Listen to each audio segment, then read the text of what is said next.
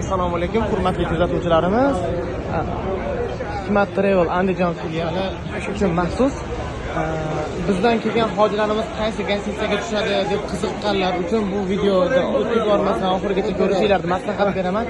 Ya'ni bizda Saudiyada 5 ta gastitsamiz bor.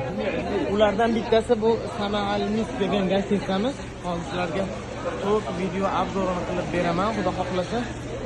Iloji boricha sizlarga shart-sharoitlarini ko'rsatib berishga harakat qilaman. Kelganinglardan keyin mana shunaqa katta resepsiyon sizlarni kutib oladi. Undan tashqari mana bu joyda bemalol o'tirib oila a'zolaringlar bilan telefonda gaplashsanglar bo'ladi. Undan tashqari mana bu yerda